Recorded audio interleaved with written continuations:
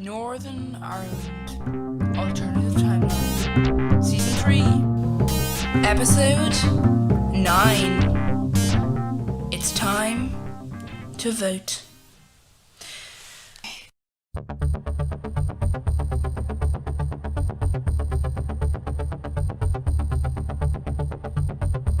Hello and welcome to World News, your source of news for the entire world.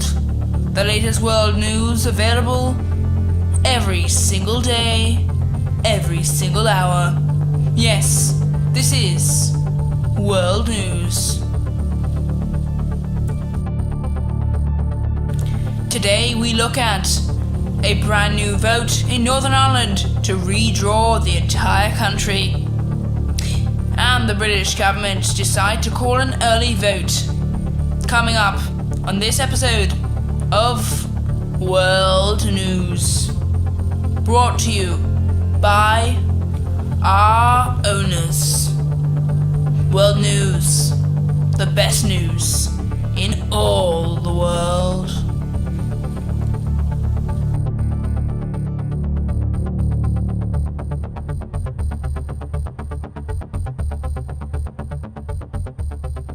Hello and welcome back to World News. The headlines this evening. Northern Ireland has decided to redraw its boundaries. We talk now with a politician, the leader of the Peace Party. So, the leader of the Peace Party, can you talk with us now about some of the changes that are taking in effect about this new control thing? Well, basically what's happening is what we have at the current moment is essentially we have a poll that was in fact a referendum. We wanted, because to bring down violence, we had to sort of say to people it didn't matter, but we discovered a little something, that there are areas of the country which are, how would I put this? They're very well, I don't mean to be offensive, but they're not very acceptant of the current way of things. So basically what's happening is we've discovered that there are certain areas that might prefer to be part of the South. So we're making a deal with the South to redraw the boundaries of our country. So what's happening is that, well, you see, here's the thing. Part of the country will actually go to the south of Ireland. Not all of it, but part of it. And part of it is located generally in Derry and other parts of the country. Basically, you'll find out in a few weeks' time when we fully release the data and we fully analyse which areas will be gone. Currently, as far as I can tell, Derry will be split in half. And there'll be Southern Ireland Derry, and there'll be Northern Ireland Derry. And what that'll mean is that, obviously, there's not going to be, it won't be half and half. It'll be more so staying with us. What we decided on was 80%. If 80% of a particular community wanted to go to South, the Republic of Ireland, then we draw a line, around the South, and we draw them around that community. However, it only meant this if you were actually living on the new border, or on the new border that was being created as we were doing this. So I hate to break this to a lot of people, but even if you did vote, even if the majority of your community did vote, to stay to go to the South of Ireland, to go to the Republic of Ireland, then unfortunately, unless the majority up until the border also voted for that, then unfortunately you won't be going to the South of Ireland. This only works if you're actually living either next to the border, or you live next to a community which lives next to the community, and so on, that lives next to the border. Okay, so you're saying that this will actually in fact redraw your entire country. Well, yes. It's a development in politics which, has changed. It has changed the future. I think it will change the future, and unfortunately, hopefully it will disappoint some people. Yes, because it has already resulted in many riots by unionists, and in fact some nationalists who haven't been included so far. So what do you say to them? Well, I'll say this first of all. I know this is going to seem like a backward message, but as a unionist, don't worry.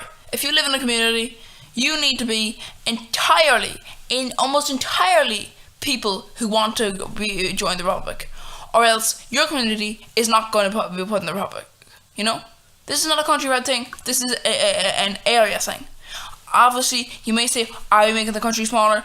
Isn't that bad? Well, actually, we're already in debt, so I think, we need to stop referring to this as a situation where we're given a plan, sure, but we're giving people the opportunity to actually go to the country there. Secondly to that, if you do want to move away from a community, if you are part of, the main thing, the lowest we can have is 80%. But when there's a high density area, around the border, and then we go, we don't really want to do that. Then what we will do is we are offering to buy your house from you, and then what can happen is, let's say you want to join the South of Ireland, but you want to stay in Derry, you want to stay in your county, you want to stay in your, you don't want to lose that sense of self. You don't want to move away from your home. Then the government will buy your house that you are living in now, and then we will offer it to any people who don't want to go to the Republic of Ireland, who lives in that area that will be part of the Republic, and then we will essentially swap your house for you. And if there is this is managed by the government, by the way, so there is no need to lose any things. All things will be transferred. All of this stuff is managed, and there's no need to worry. Your house is valued, so we're not a company trying to make any profits. So if your house is worth 200 grand and you're getting a house which is worth 190 grand, then what's happening is we're going to give you 10 grand. Or if we can't find a house that's more, you can pay more to the government, and then the government will give you that house for you. That's basically the case of affairs.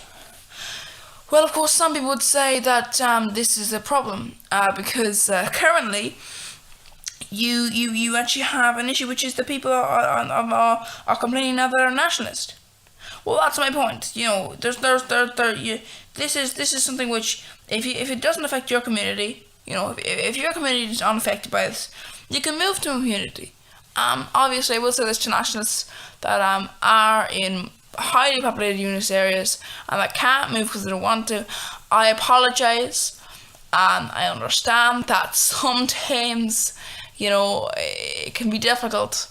It can be very difficult to look on and see others.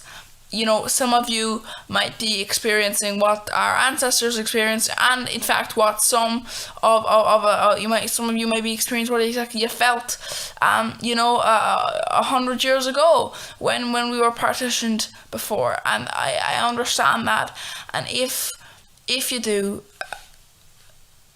I apologize. But see, we have to look at people who don't want this. You can't just look at yourself and think, oh, well, I want to join. Because there are other people. And those people have to be thought of. So you can't just think of yourself. You have to think of those people as well. Yes, anyway, thank you for being in the show. Of course, in other news, Britain has just called an early election. Sorry, what did you say? No, we've moved on. Britain has called an early election. Yes, Britain has called an early election.